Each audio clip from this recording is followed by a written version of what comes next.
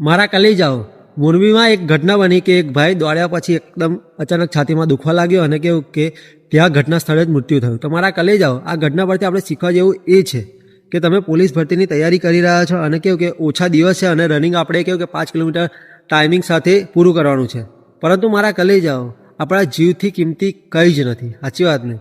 જો થાય તો કરવાનું, બાકી એટલું બધું વધારે પડતો લોડ નહીં લેવાનો જેના લીધે કેવું કે આપણને કંઈક થઈ જાય. જો આપણે હઈશું તો ઘણી બધી ભરતી આવવાની છે, ઘણી બધી વાર ભરતી આવવાની છે, તો આપણે ભરતીમાં ટ્રાય કરતા રહીશું. અને મારા કલેજાઓ તમે નવા છો અને નવું રનિંગ સ્ટાર્ટ કરો છો તો પહેલાં ધીમું દોડો અને કેવું કે જેટલું તમે દોડી શકાય એટલું જ દોડો. બહુ વધારે પડતું કેપેસિટી કરતાં વધારે દોડવાનો ટ્રાય ના કરશો. અને મારા કલેજાઓ તમે વધારે પડતું દોડશો ને તો તમારું શરીર એકદમ એક્સેપ્ટ નહીં કરી શકે. કોઈ બી વસ્તુને કેવું કે આદત બનાવવા માટે ઓછામાં ઓછા 21 દિવસ લાગે છે. એટલે મારા કલેજાઓ ધીરે ધીરે શરૂઆત કરો. અને હજુ પણ આપણી જોડે પોલીસ ભરતીના જે રનિંગ છે એના 31 દિવસ બાકી છે.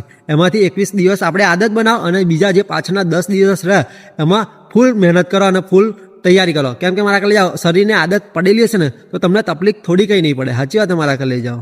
એટલે ખાસ આ ઘટના ઉપરથી આ વાત શીખવા જેવી છે. અને આ ભાઈને જેને મૃત્યુ થયું છે એને ભગવાન એમની આત્માને શાંતિ આપે એવી પ્રાર્થના છે.